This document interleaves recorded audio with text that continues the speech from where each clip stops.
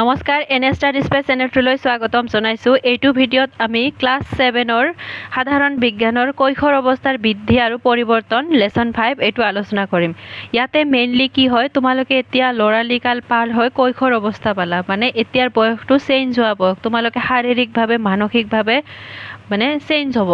তোমালোক মেইনলি ইয়াতে কি কোৱা হয়, এটা ল'ৰা বা ছোৱালীয়ে মানে ভৱিষ্যতত গৈ সন্তান জন্ম দিব পৰা, সন্তানৰ সৃষ্টি কৰিব পৰা যিখিনি মানে কিহৰ দৰকাৰ, শক্তিৰ দৰকাৰ, সেই বস্তুখিনি এইটো বয়সতে মানে কি হয় লাভ কৰে। ল'ৰাবিলাকৰ দাঢ়ি গজে, তাৰপিছত ডিঙিৰ ভইচটো চেঞ্জ হয়, ছোৱালীবিলাকৰ মাহেকীয়া হয়, এই সকলোবিলাক পৰিৱৰ্তন, তাৰপিছত হৰমনৰ পৰিৱৰ্তন হয়, মূৰটো চিৰচিৰা টাইপৰ হয়। এই সকলোবিলাক বস্তু এই কৈশোৰ অৱস্থাত হয়। তোমালোকৰ মানে যিটো বৰ্তমান বয়স, সেই বয়সটোৰ কথা কৈছে, সেইকাৰণে এই চেপ্টাৰটো দিছে। ইয়াতে মই তোমালোকৰ কুৱেশ্যন এনচাৰ পাঠ ভিত্তিক যিমানখিনি আছে গোটেইখিনি আলোচনা কৰিম। লগতে তোমালোকৰ পৰীক্ষাৰ কাৰণে কি কি ইম্পৰ্টেণ্ট কুৱেশ্যন আহিব, সেই কমন কুৱেশ্যন ইম্পৰ্টেণ্ট কুৱেশ্যনখিনি মই তোমালোকক দি যাম। সেইকাৰণে ভিডিঅ'টো শেষলৈকে চাবা। ইয়াতে ফাৰ্ষ্ট কুৱেশ্যনটো আছে। ফাৰ্ষ্ট কুৱেশ্যনটো কি হয়, ইয়াতে তোমালোকৰ এনেকৈ ঘৰ দিয়া আছে, 4টা গোলাকৃতিৰ মানে কি দিয়া আছে, তাতে 4টা ইয়াতে অপশ্যন দিয়া আছে। এই 4টাৰ ভিতৰত এই কুৱেশ্যনটোৰ কাৰণে যিটো উত্তৰ মানে শুদ্ধ হয়, সেই ঘৰটো এ যদি হয় বা বি যদি হয় নাইবা চি যদি হয়, এনেকৈ ঘৰটো পূৰাব দিছে। মানে এ বি চি ডি এনেকৈ আছে, যিটো হয় এইটো এনেকৈ দিব দিছে। ফাৰ্ষ্ট কুৱেশ্যনটো কি কৈছে, অনুপ আৰু ইকবাল দুয়োৰে বয়স প্ৰায় 12 বছৰ। অনুপৰ মাতটো গভীৰ আৰু ভঙা ভঙা ধৰণৰ হ'বলৈ আৰম্ভ কৰিছে, আনহাতে ইকবালৰ মাতটো এতিয়াও সলনি হোৱা নাই। ইয়াৰ শুদ্ধ ব্যাখ্যা কি হয়? এনচাৰ চি নম্বৰটো কাৰেক্ট হ'ব, কাৰণ কৈশোৰ কালত পৰিৱৰ্তনৰ সময় আৰু গতি ব্যক্তিভেদে বেলেগ বেলেগ হয়। যদি কাৰোবাৰ বৰ্তমান মানে ছোৱালীবিলাকৰ কৈছোঁ, কাৰোবাৰ যদি মাহেকীয়া হৈছে আৰু একেলগতে পঢ়া, একে বয়স, একে ক্লাছত, কিন্তু কাৰোবাৰ হোৱা নাই, সেইটো কোনো প্ৰব্লেম নহয়, বেমাৰ নহয়। এইটো কি হয়, এই পৰিৱৰ্তনবিলাক ব্যক্তিভেদে বেলেগ বেলেগ হয়। সকলোৰে টাইমিংটো বেলেগ বেলেগ হ'ব পাৰে, সকলোৰে এটা নিজা টাইমিং থাকে। সেইকাৰণে চি নম্বৰটো ৰাইট হয়। ইয়াত চি নম্বৰৰ কিটো এনেকৈ পূৰ কৰি দিবা। তাৰপিছত 2 নম্বৰ কুৱেশ্যনটো, তলৰ কোনটো ল'ৰাৰ গৌণ যৌন চৰিত্ৰ, মানে যিবিলাক বস্তু তোমালোকক এটা মানে ল'ৰাৰ পৰা ছোৱালীক, আগতেতো একে থাকে ন, বেছি শৰীৰৰ গঠনটো একে থাকে, কিন্তু কিছুমান এইটো বয়সত পৰিৱৰ্তন হয়, যিবিলাকে ল'ৰা আৰু ছোৱালীক মানে বেলেগ বেলেগ কৰে, পাৰ্থক্য আনি দিয়ে। সেই চৰিত্ৰবিলাকক কি বুলি কোৱা হয়? গৌণ যৌন চৰিত্ৰ বুলি কোৱা হয়। ল'ৰাৰ গৌণ যৌন চৰিত্ৰ কোনটো হ'ব? মুখমণ্ডলত নোমৰ বিকাশ, স্তনৰ বিকাশ ছোৱালীৰ হয়, ঋতুস্ৰাৱৰ আৰম্ভণি ছোৱালীৰ হয়, বহল নিতম্ব ছোৱালীৰ হয়, মুখমণ্ডলত নোমৰ বিকাশ এইটো ল'ৰাৰ হয়। তাৰপিছত ৰাণী এগৰাকী কিশোৰী ছোৱালী, শেহতীয়াকৈ তেওঁ সঘনাই বিভ্ৰান্ত আৰু কেতিয়াবা অকাৰণতে উদাস হৈ পৰে। এই আৱেগিক পৰিৱৰ্তনবোৰ ইতিবাচকভাৱে পৰিচালনা কৰিবলৈ ৰাণীয়ে কি কৰা উচিত?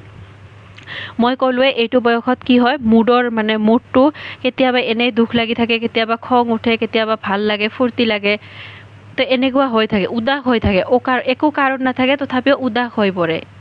আৰু এই মানে প্ৰব্লেমটো ভালদৰে ইতিবাচকভাৱে পজিটিভলি মানে যদি চেঞ্জ কৰিব খোজে বা সহায় ল'ব খোজে, ৰাণীয়ে কি কৰা উচিত? সংগীত বা ক্ৰীড়াত অংশগ্ৰহণ কৰা উচিত। চি নম্বৰটো শুদ্ধ হ'ব, সংগীত বা ক্ৰীড়াত নিজকে বিজি ৰখাটো দৰকাৰ, নিজৰ প্ৰতিভা বিকাশ কৰাটো দৰকাৰ, তেতিয়া ভাল ফিল হয়। আৰু বিশ্বাসযোগ্য প্ৰাপ্তবয়স্ক ব্যক্তিৰ সৈতে, আৰু বিশ্বাসযোগ্য প্ৰাপ্তবয়স্ক ডাঙৰ মানুহৰ লগত, যাক বিশ্বাস কৰে, মাক বা ডাঙৰ বায়েক, তেওঁলোকৰ লগত এইটো কথা পতা উচিত। তাৰপিছত কৈশোৰ কালত ডিজিটেল সঁজুলিৰ অত্যাধিক ব্যৱহাৰৰ প্ৰভাৱত কি হ'ব পাৰে? লেপটপ, টেবলেট, এইবিলাক ডিজিটেল বস্তু ব্যৱহাৰ হ'লে কি হ'ব পাৰে? স্বাস্থ্যৰ বি নম্বৰটো শুদ্ধ, স্বাস্থ্যৰ ক্ষতি হ'ব পাৰে। তাৰপিছত 2 নম্বৰ, খালী ঠাই পূৰ কৰা। ডেছ হৈছে জীৱনৰ সেই পৰ্যায় য'ত এক প্ৰজননক্ষম প্ৰাপ্তবয়স্ক ব্যক্তিলৈ বিকশিত হ'বৰ বাবে এগৰাকী শিশুৰ শৰীৰৰ আভ্যন্তৰীণ আৰু বাহ্যিক পৰিৱৰ্তনবোৰ ঘটে। কৈশোৰ কাল হৈছে জীৱনৰ সেইটো পৰ্যায় য'ত প্ৰজননক্ষম মানে এটা বংশবৃদ্ধি কৰাৰ কাৰণে যিখিনি মানে প্ৰাপ্তবয়স্ক ব্যক্তিৰ যিখিনি বিকাশ হ'ব লাগে, সেই পৰিৱৰ্তনখিনি এই কৈশোৰ কালত হয়, সেইটোকে কৈশোৰ কাল বুলি কোৱা হয়। আৰু এইটোত কি হ'ব? গৌণ যৌন চৰিত্ৰ। মই এতিয়াই ক'লোঁ, যিবিলাক বৈশিষ্ট্য যিবোৰে পুৰুষ আৰু মহিলাক পৃথক কৰাত সহায় কৰে, কিন্তু সেইবোৰ বংশবৃদ্ধি বা সন্তান জন্ম দিয়া, বাচ্চা জন্ম দিয়াত একো প্ৰত্যক্ষভাৱে জড়িত নহয়। এইবিলাকক গৌণ যৌন চৰিত্ৰ বুলি কোৱা হয়। তাৰপিছত শুদ্ধ হ'লে দন্তাস আৰু অসত্য হ'লে অ দিব কৈছে, কিন্তু এই বস্তুটো কিয় শুদ্ধ হ'ল, সত্য হ'ল বা কিয় অসত্য হ'ল সেই কাৰণটো লিখিব কৈছে। শৰীৰত কেশৰ বৃদ্ধিৰ সময় আৰু ধৰণ প্ৰতিগৰাকী কিশোৰ কিশোৰীৰ বাবে বেলেগ বেলেগ হয়। কেশৰ বৃদ্ধিৰ সময় কৈশোৰকালটো বেলেগ বেলেগ সময়ত বেলেগ বেলেগ মানে কি হয়, এইটো কি হয়, হয়নে নহয়? হয়, সত্য। প্ৰতিজন ব্যক্তিৰ শৰীৰৰ বৃদ্ধি আৰু বিকাশ নিজা গতিৰে হয়। মই ক'লোৱে এইটো নিজৰ এটা গতি থাকে, টাইমিং থাকে। সেয়েহে সকলোৰে ক্ষেত্ৰত এই পৰিৱৰ্তন একে সময়তে বা একে ধৰণে নঘটে। তাৰপিছত ছোৱালীয়ে মাহেকীয়াৰ সময়তো দৈনন্দিন কাম কাজবোৰ কৰিব পাৰে। সত্য, কাৰণ এইটো এটা স্বাভাৱিক শাৰীৰিক প্ৰক্ৰিয়া হয়। ই কোনো মানে বেমাৰ নহয় বা কোনো অপবিত্ৰ নহয়। সকলোবোৰ কাম ভালদৰে কৰিব পাৰে। জাষ্ট অলপ সক্ৰিয় হৈ থকাটো, মানে ষ্ট্ৰং হৈ থকাটো, পৰিষ্কাৰ পৰিচ্ছন্ন হৈ থকাটো মানে দৰকাৰ। সত্য, ঋতুস্ৰাৱ এক স্বাভাৱিক শাৰীৰিক প্ৰক্ৰিয়া। এই সময়ত ছোৱালীয়ে নিয়মিত কাম কাজ, পঢ়া শুনা, খেলা ধূলা কৰাত কোনো বাধা নাথাকে। বৰঞ্চ সক্ৰিয় হৈ থকাটো স্বাস্থ্যৰ বাবে ভাল। সক্ৰিয় মানে অলপ ষ্ট্ৰং হৈ থকাটো, ভালদৰে খোৱা বোৱা কৰা, পৰিষ্কাৰ পৰিচ্ছন্নভাৱে থকা দৰকাৰ। মহিলাৰ ঋতুস্ৰাৱ গোটেই জীৱন জুৰি চলি থাকে। মহিলাৰ মাহেকীয়াটো গোটেই জীৱন জুৰি চলি থাকে নেকি? নাথাকে। অসত্য, গোটেই জীৱন জুৰি নচলে। সাধাৰণতে 45ৰ পৰা 55 বছৰৰ বয়সত ঋতুস্ৰাৱ একেবাৰে পাৰ্মানেণ্টলি বন্ধ হৈ যায়, যাক ৰজনীবৃত্তি, এই নামটো মনত ৰাখিবা, এইটো পিছত কোৱেশ্চন আছে, ৰজনীবৃত্তি বোলা হয়। তাৰপিছত 4 নম্বৰ, ইয়াতে এটা শব্দ দিয়া আছে এনেকে, যে তলত কোৱেশ্চন দিছে। থিয়কৈ 7টা কোৱেশ্চন আছে আৰু পথালিকৈ 3টা কোৱেশ্চন আছে। এই কোৱেশ্চনবিলাক মানে এনচাৰখিনি লিখিব কৈছে। তোমালোকে এইটো পঢ়ি পঢ়ি লিখিবা। চিগাৰেট, বিড়ি বা ওপৰৰ যি 3টা কোৱেশ্চন পঢ়িলোঁ, শুদ্ধ অশুদ্ধ, তাৰপিছত আৰু ওপৰৰ কোৱেশ্চনটো MCQ, 3টাই পৰীক্ষাৰ কাৰণে ইম্পৰ্টেণ্ট হয়। ইয়াতেও কিছুমান বস্তু ইম্পৰ্টেণ্ট হয়, কৈ যাম, যিখিনি মানে কোৱেশ্চন হিচাপে অহাৰ চান্স আছে তোমালোকৰ পৰীক্ষাত। ফাৰ্ষ্ট 1 নম্বৰটোত কি কৈছে? চিগাৰেট, বিড়ি বা গুটকাৰ ৰূপত পোৱা এবিধ নিশাযোগ্য আৰু ক্ষতিকাৰক পদাৰ্থ কি হয়? নামটো কি হয়? ধঁপাত। ডিজিটেল সঁজুলি বা সামাজিক মাধ্যম বা অনলাইন প্লেটফৰ্ম ব্যৱহাৰ কৰি আনক হাৰাশাস্তি কৰা কাৰ্য, মানে যিকোনো মোবাইল, ছ'চিয়েল মিডিয়া, অনলাইনত যদি কাৰোবাক হাৰাশাস্তি, এইটোক চাইবাৰ বুলিং বা চাইবাৰ উৎপীড়ন বুলি কোৱা হয়। কৈশোৰ কালত শৰীৰৰ ছালখনে অধিক তৈলযুক্ত পদাৰ্থ নিঃসৰণ কৰাৰ ফলত মুখমণ্ডলৰ ছালত হোৱা এক অৱস্থা। কৈশোৰ কালত কি হয়? ছালত মানে অধিক তৈলযুক্ত পদাৰ্থ নিঃসৰণ কৰে, মানে উলিয়াই দিয়ে, ছালখনে বেছি মানে এবজৰ্ব কৰে। সেইকাৰণে কি হয়? প্ৰব্লেমৰ সন্মুখীন হয় শালমন, পিম্পল। ঋতুস্ৰাৱক সাধাৰণ ভাষাত কি বুলি কোৱা হয়? মাহেকীয়া। তাৰপিছত 6 নম্বৰটো, ঋতুচক্ৰৰ ধোঁকা য'ত কিশোৰীৰ দেহৰ পৰা তেজ নিৰ্গত হয়, এইটো কি বুলি কোৱা হয়? ঋতুচক্ৰ। এইটো এটা চক্ৰ হয়, 28 দিনৰ পৰা 30 দিনৰ ভিতৰত হয়। এই চক্ৰ যিখিনি সময়ত হয়, এইটো কি বুলি কোৱা হয়? ঋতুস্ৰাৱ। শৰীৰত উৎপন্ন হোৱা বিশেষ ৰাসায়নিক পদাৰ্থ যিয়ে কৈশোৰ কালত হোৱা বৃদ্ধি আৰু পৰিৱৰ্তনবোৰ নিয়ন্ত্ৰণ কৰে। শৰীৰত যিবিলাক মানে বৃদ্ধি আৰু পৰিৱৰ্তনবোৰ নিয়ন্ত্ৰণ কৰে, এইটো কি বুলি কোৱা হয়? হৰমন। আমি কিবা হ'লে কৈ থাকোঁ ন, এই হৰমনৰ কাৰণে হৈছে, হৰমনৰ প্ৰব্লেম এইটো। তাৰপিছত পথালিকৈ 3টা কোৱেশ্চন আছে, 3টা নহয় 4টা কোৱেশ্চন আছে। খাদ্যত থকা এবিধ খনিজ পুষ্টিকৰ পদাৰ্থ যিয়ে ৰক্তহীনতা প্ৰতিৰোধ কৰে। আইৰণ বা লৌহ। কয় ন, ৰক্ত নাথাকিলে কি খাব লাগে? তেজ নাথাকিলে আইৰণ টেবলেট খোৱা দেখিছা ন, সেইটো কৈছে, যিয়ে ৰক্তহীনতা প্ৰতিৰোধ কৰে, আইৰণ। মহিলাৰ জীৱনৰ সেই পৰ্যায় য'ত ঋতুস্ৰাৱ স্বাভাৱিকতে বন্ধ হৈ পৰে, ৰজনীবৃত্তি। বাল্যকাল আৰু প্ৰাপ্তবয়স্কৰ মাজৰ জীৱনৰ বিশেষ পৰ্যায়। বাল্যকাল, ল'ৰালি কাল আৰু প্ৰাপ্তবয়স্ক একেবাৰে ডাঙৰ, ইয়াৰ মাজৰটো কি বুলি কোৱা হয়? কৈশোৰ কাল। শৰীৰৰ প্ৰজনন কৰিব পৰা প্ৰাপ্তবয়স্ক অৱস্থালৈ বিকশিত হোৱা পৰ্যায়।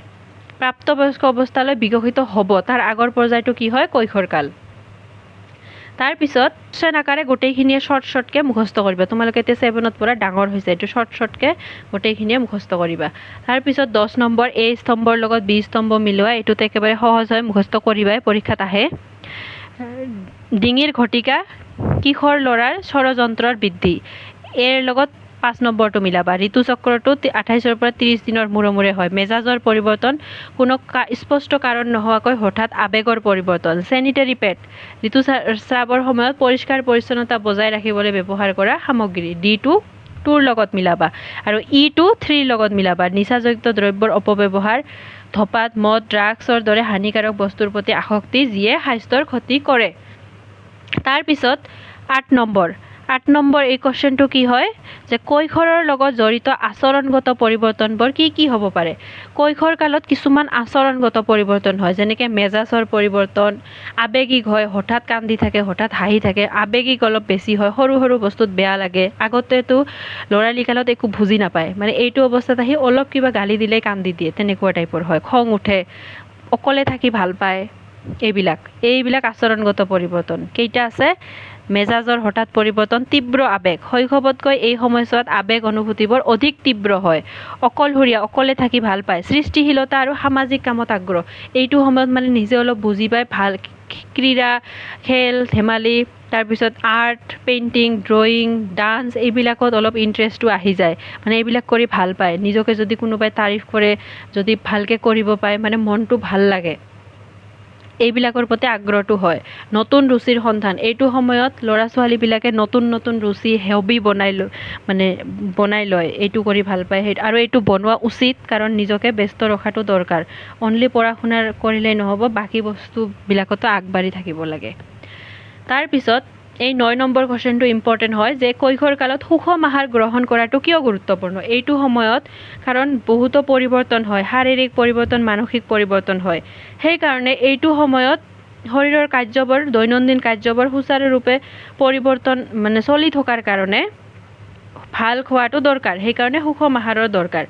কৈশোৰ কালত শৰীৰৰ দ্ৰুত বৃদ্ধি আৰু বিকাশ হয়, লগতে বহুতো পৰিৱৰ্তন হয়, শাৰীৰিক পৰিৱৰ্তন, মানসিক পৰিৱৰ্তন।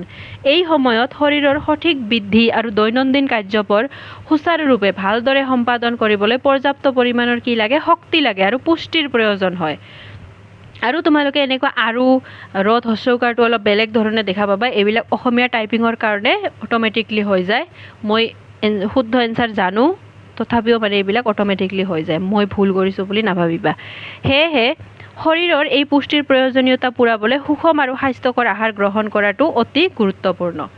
তাৰপিছত 10 নম্বৰ, এই কুৱেশ্যনটো 5 ষ্টাৰ দি দেখা, এইটো ইম্পৰ্টেণ্ট হয়। তাৰপিছত ওপৰটো কিশোৰ-কিশোৰীসকলে ব্যক্তিগত ৰুচি আৰু চখৰ প্ৰতি আগ্ৰহ কৰাটো কিয় গুৰুত্বপূৰ্ণ। নিজৰ মানে ব্যক্তিগত কিছুমান হবি, ৰুচি, এইটো কিয় গুৰুত্বপূৰ্ণ। কৈশোৰ কালত ল'ৰা ছোৱালীয়ে মানসিক চাপ আৰু বিভ্ৰান্তিকৰ অৱস্থাৰ সন্মুখীন হ'ব পাৰে। কৈশোৰ কালত কি হয়, ল'ৰা ছোৱালীবিলাকে অতিৰিক্ত মানসিক চাপত থাকে, টেনশ্যনত থাকে। নিজৰ ৰুচি আৰু চখৰ যেনে গান গোৱা, ছবি অঁকা, খেল ধেমালি কৰা প্ৰতি আগ্ৰহ হ'লে আৱেগিক প্ৰকাশৰ পথ মুকলি হয়। যেনেকৈ কোনোবাই যদি কিবা এটা দুখ কৰি আছে, সেইটো ছবি আঁকি উলিয়াই দিয়ে, গান গাই উলিয়াই দিয়ে, তেতিয়া এই আৱেগবোৰ বাহিৰলৈ উলিয়াই যায়, তেওঁলোকে এইটোৰ মাজেৰে নিজৰ আৱেগটো প্ৰকাশ কৰে আৰু সুপ্ত প্ৰতিভাবোৰৰ বিকাশ হয়, আৰু নিজৰ ভিতৰত থকা যিবিলাক লুকাই আছে প্ৰতিভা, সেইবিলাকৰ বিকাশ হয়। ই মানসিক চাপ হ্ৰাস কৰে আৰু কি কৰে, এক আনন্দ আৰু কৃতিত্বৰ, যদি ভালদৰে কিবা এটা কাম কৰিব পাৰে, তেতিয়া প্ৰাইজ পায়, মেডেল পায়, তেতিয়া কি হয়, কৃতিত্বৰ অনুভৱ কৰে আৰু আত্মবিশ্বাস সৃষ্টি কৰাত সহায় কৰে। তাৰপিছত চাইবাৰ উৎপীড়নৰ বিভিন্ন ধৰণবোৰ কি? এই চাইবাৰ বুলি digital platform, social media, phone এইবিলাকত যে বুলি কৰে, উৎপীড়ন কৰে, এইবিলাকৰ ধৰণবোৰ কি হ'ব পাৰে। সন্মতি অবিহনে আনৰ ফটো, ভিডিঅ' আৰু ব্যক্তিগত তথ্য শ্বেয়াৰ কৰা, যদি কাৰোবাৰ পাৰ্মিশ্যন অবিহনে তুমি ফটো, ভিডিঅ' এইবিলাক শ্বেয়াৰ কৰা, কাৰোবাৰ পাৰ্চনেল ডাটা শ্বেয়াৰ কৰা, এইটো চাইবাৰ বুলি তোমাৰ শাস্তি হ'ব পাৰে। বিভ্ৰান্তিকৰ বাৰ্তা প্ৰেৰণ কৰি আনক হাৰাশাস্তি কৰা, কিছুমান টেনশ্যনকৰ এনে ফেক বাতৰি কি কৰি বেলেগক টেনশ্যন দিয়া, আনৰ বিষয়ে ভুল তথ্য বিয়পাই দিয়া, যদি কোনোবাই একো ভুলে কৰা নাই কিন্তু সেইটো তুমি কি কৰি আছা, ভাইৰেল কৰি আছা। ক্ষতিকাৰক ব্যক্তিগত মন্তব্য পোষ্ট কৰা, কাৰোবাৰ বিষয়ে তুমি বেয়াকৈ নিজে কিবা এটা মন্তব্য দি আছা, এইটো বহুত বেয়া। তাৰপিছত 12 নম্বৰ কি কৈছে, এই 12, 13, 14 এইখিনি তোমালোকে নালাগে, জাষ্ট এক্টিভিটি এইবিলাক হয়, এইবিলাক তোমালোকে জনাৰ কাৰণে পঢ়াটো দৰকাৰ, এইবিলাক মোৰ হিচাপত পৰীক্ষাত নাহে। 12 নম্বৰ কুৱেশ্যনটো কি কৈছে, 14 বছৰীয়া ছোৱালী যুগ্নুৱে মুখত শালমন হোৱাৰ বাবে লাজ অনুভৱ কৰে। মাকে তেওঁক এই বিষয়ে চিন্তা নকৰিবলৈ কৈছিল, কিয়নো তেওঁৰ বয়সত এনে হোৱাটো স্বাভাৱিক। যুগ্নুৰ মুখত শালমন হোৱাৰ সম্ভাৱ্য কি? শালমন কিয় হৈছে? পিম্পল, মই আগতে ক'লোঁ যে এই কৈশোৰ কালত ছালখনে স্বাভাৱিকতকৈ অধিক তৈলযুক্ত পদাৰ্থ উৎপন্ন কৰে, বেছি অইল প্ৰডিউচ হয়, সেইকাৰণে এই ছালত যিবিলাক ছিদ্ৰ থাকে এইবিলাক কি হৈ যায়, বন্ধ হৈ যায় আৰু এইটো সংক্ৰমণ হয় মানে প্ৰব্লেম হয়, কি হয়, শালমনৰ সৃষ্টি হয়। তাৰপিছত এইটো সকাহ পোৱাৰ কাৰণে কি কৰিব লাগে, শালমনৰ পৰা সকাহ পাবলৈ যুগ্ম মুখমণ্ডল পৰিষ্কাৰ পানীৰে ধুই সঠিক পৰিচ্ছন্নতা, বেছিভাগ যেতিয়া ক্লিন হৈ থাকিবা, বাৰে বাৰে মুখটো থাকিবা, তেলটো আঁতৰি যাব, তেতিয়া জল্দি সকাহ পোৱাৰ চান্স থাকে। তাৰপিছত পিছৰ কুৱেশ্যনটো, ৰীমাই প্ৰথমবাৰৰ বাবে ঋতুস্ৰাৱৰ অভিজ্ঞতা লাভ কৰে, মানে কি হৈছে, মাহেকীয়া হৈছে। আইতাকে ৰীমাক ক'লে যে তেওঁ দৈনন্দিন কাম কাজত অংশগ্ৰহণ বা পাকঘৰত প্ৰৱেশ কৰিব নালাগে। এইটো অন্ধবিশ্বাস হয় এটা। আইতাকৰ এই বিশ্বাস প্ৰকৃততে অন্ধবিশ্বাসহে। কিয়, বুজাই লিখা। এইটো কিয় অন্ধবিশ্বাস হয়, বুজাই লিখিব দিছে। আৰু এই পৰিস্থিতিক চম্ভালিব ৰীমাই কি কৰা উচিত, পৰামৰ্শ আগবঢ়োৱা। আইতাকৰ বিশ্বাসটো এটা অন্ধবিশ্বাস হয়, কাৰণ এইটো হৈছে এটা স্বাভাৱিক প্ৰক্ৰিয়া। ইয়াৰ কোনো বৈজ্ঞানিক ভিত্তি নাই যে ছোৱালী এইটো কৰিব নোৱাৰে, সেইটো কৰিব নোৱাৰে, যে অপবিত্ৰ আৰু দৈনন্দিন কামৰ বাবে অনুপযুক্ত হৈ পৰে। এইটো কোনো বৈজ্ঞানিক ভিত্তি নাই। এই সময়ত ছোৱালী সক্ৰিয় আৰু সুস্থ হৈ থাকে। মানে ইয়াতে ৰীমাৰ কৰণীয় কি আছে, ৰীমাই কি কৰা দৰকাৰ, ৰীমাই আইতাকক ঋতুস্ৰাৱৰ আঁৰৰ বিজ্ঞানসন্মত সত্যটো যিহেতু আইতাকে নাজানে, সেইকাৰণে আইতাকক বিজ্ঞানসন্মত সত্যটো মুকলিকৈ আৰু নম্ৰতাৰে বুজাবলৈ চেষ্টা কৰা উচিত। লগতে তেওঁ মাতৃ আৰু শিক্ষকৰ সহায় লৈ পৰিয়ালত এই বিষয়ে সজাগতা সৃষ্টি কৰিব লাগিব। নিজৰ মাতৃৰ সহায় লৈ পৰিয়ালত যাতে কোনেও এনেকৈ নকৰে, সজাগতা সৃষ্টি কৰিব লাগিব। তাৰপিছত 14 নম্বৰ কি কৈছে, ৰীমাই মাহেকীয়াৰ সময়ত চেনিটাৰী পেড ব্যৱহাৰ কৰে আৰু সময়মতে সেইবোৰ সলনি কৰে। তেওঁ ব্যৱহৃত চেনিটাৰী পেডবোৰ কাগজেৰে মেৰিয়াই নোলোৱাকৈ ডাষ্টবিনত পেলাই দিয়ে। ইয়াতে কি কৈছে, ৰীমাই পালন কৰা এটা স্বাস্থ্যকৰ আৰু এটা অস্বাস্থ্যকৰ অভ্যাস চিনাক্ত কৰা। এই লাইনটোত এটা স্বাস্থ্যকৰ আৰু এটা অস্বাস্থ্যকৰ চিনাক্ত কৰিব দিছে। ৰীমাই যে চেনিটাৰী পেড ব্যৱহাৰ কৰে আৰু এইটো সময়মতে সলনি কৰে, এইটো কি হয়, স্বাস্থ্যৰ কাৰণে ভাল। আৰু অস্বাস্থ্যকৰ অভ্যাস হৈছে তেওঁ ব্যৱহৃত পেডবোৰ কাগজেৰে মেৰিয়াই নোলোৱাকৈ মুকলিকৈ ডাষ্টবিনত ব্যৱহাৰ কৰে। এইটো অস্বাস্থ্যকৰ কাম। পেডবোৰ কি কৰিব লাগে, কাগজেৰে মেৰিয়াই পেলাব লাগে, মেৰিয়াই তাৰপিছতহে ডাষ্টবিনত পেলাব লাগে। তাৰপিছত 2 নম্বৰ ইয়াৰ পৰা কি সুধিছে, ঋতুস্ৰাৱৰ সময়ত পৰিষ্কাৰ পৰিচ্ছন্নতা বজাই ৰখাটো কিশোৰী ছোৱালীৰ বাবে কিয় গুৰুত্বপূৰ্ণ। পৰিষ্কাৰ পৰিচ্ছন্নতা বজাই ৰখাটো কিয় গুৰুত্বপূৰ্ণ, আৰাম আৰু সুস্বাস্থ্য দুয়োটাৰ বাবেই। আৰাম, পৰিষ্কাৰ পৰিচ্ছন্নভাৱে থাকিলে আৰাম পোৱা যায়, ভাল লাগে, কমফৰ্টেবল হয় আৰু স্বাস্থ্যৰ বাবে ভাল। এই দুয়োটাৰ বাবে ঋতুস্ৰাৱৰ সময়ত পৰিষ্কাৰ পৰিচ্ছন্নতা ৰখাটো অতি প্ৰয়োজনীয়। ইয়াৰ ফলত শৰীৰৰ সংক্ৰমণ আৰু দুৰ্গন্ধৰ পৰা ৰক্ষা পাব পাৰি। শৰীৰক সংক্ৰমণ, বেলেগ বেমাৰ নহ'ব, এইটোৰ লগত কোনো ইনফেকশ্যন নহ'ব আৰু দুৰ্গন্ধৰ পৰা ৰক্ষা পাব পাৰি। তাৰপিছত 3 নম্বৰ, ঋতুস্ৰাৱৰ সময়ত ৰীমাই পালন কৰিবলগীয়া নিৰাপদ আৰু স্বাস্থ্যসন্মত পদ্ধতিৰ বিষয়ে পৰামৰ্শ দিব কৈছে। স্বাস্থ্যসন্মত, নিৰাপদ। ৰীমাই সংক্ৰমণ ৰোধ কৰিবলৈ কেইঘণ্টামানৰ মূৰে মূৰে পেড সলনি কৰিব লাগে। ব্যৱহৃত পেডবোৰ ডাষ্টবিনত পেলোৱাৰ আগতে সদায় বাতৰি কাকতেৰে মেৰিয়াই ল'ব লাগে, নাইবা মেচিন থাকে, জ্বলাই দিয়া যন্ত্ৰ থাকে, সেইটো ব্যৱহাৰ কৰিব লাগে। তাৰপিছত 15 নম্বৰটোও তোমালোকৰ এইটো মানে নিজৰ দিমাগ ব্যৱহাৰ কৰি ক'ব দিছে। ধৰি লোৱা তোমাৰ এজন বন্ধু চাইবাৰ উৎপীড়নৰ বলি হৈছে। মানে তোমাৰ বন্ধু এজনৰ লগত কোনোবাই চাইবাৰ বুলিং কৰিছে। এজন দায়িত্বশীল কিশোৰ হিচাপে তেওঁক সহায় কৰিবলৈ আৰু সুৰক্ষা নিশ্চিত কৰিবলৈ তুমি তাৎক্ষণিকভাৱে কি পদক্ষেপ ল'বা। প্ৰথমতে বন্ধুজনক বুজাম, মানে তুমি কৈ আছা এইটো, প্ৰথমতে বন্ধুজনক বুজাম যে তেওঁৰ কোনো দোষ নাই আৰু তেওঁৰ অসহায় বা ভয় অনুভৱ কৰিব নালাগে। তেওঁক সুস্থিৰ হৈ উৎপীড়নকাৰী ব্যক্তিক লগে লগে ব্লক কৰিবলৈ ক'ম। প্ৰমাণ হিচাপে উৎপীড়নৰ বাৰ্তা স্ক্ৰীনশ্বট লৈ সংৰক্ষণ কৰিম। যিটো কৰিছে সেইটো স্ক্ৰীনশ্বট ল'ম। তাৎক্ষণিকভাৱে পিতৃ মাতৃ অভিভাৱক বা শিক্ষক এই বিষয়ে জনাই সহায় বিচাৰিবলৈ পৰামৰ্শ দিম আৰু সেইটো লৈ তাৎক্ষণিকভাৱে পিতৃ মাতৃ অভিভাৱক বা শিক্ষকক জনাই মানে সহায় বিচাৰিবলৈ পৰামৰ্শ দিম। তাৰপিছত 16 নম্বৰটো কি কৈছে, কিৰি 7ম শ্ৰেণীত পঢ়ি থকা এজন বুদ্ধিয়ক ল'ৰা। তেওঁক প্ৰায়ে সমনীয়াই গুটখা ব্যৱহাৰ কৰিবলৈ হেঁচা প্ৰয়োগ কৰে। এই পৰিস্থিতিত সুস্থ আৰু সুৰক্ষিত হৈ থাকিবলৈ ক্ৰিয়া কি কৰা উচিত? তোমালোককো আজি ল'ৰাবিলাকক কৈছোঁ, কোনোবাই হয়তো ক'ব যে গুটখা খোৱা, এইটো খোৱা, ট্ৰাই কৰা, সেইটো কৰা। তেতিয়া কি কৰিব লাগিব?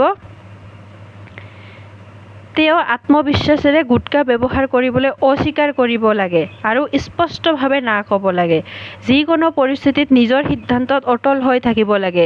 তেওঁক বেয়া পথলৈ নিব বিচৰা বন্ধুসকলৰ পৰা আঁতৰি থাকিব লাগে। প্ৰয়োজন হ'লে এই বিষয়ে পিতৃ-মাতৃ বা শিক্ষকৰ সৈতে মুকলিকৈ কথা পাতি সহায় বিচাৰিব লাগে। তোমালোকৰ বিজ্ঞানৰ 5 নম্বৰ চেপ্টাৰটোত এইখিনিয়ে আছিল। মই যিখিনি পঢ়িব কৈছোঁ সেইখিনি পঢ়িবা, বাকীখিনি নালাগে। জাষ্ট ৰিডিং মাৰিবা 2-3-4 বাৰমান। আৰু ভিডিঅ'টো যদি শেষলৈকে চাইছা প্লিজ কমেণ্ট এটা কৰি জনাই দিবা। Thank you so' much.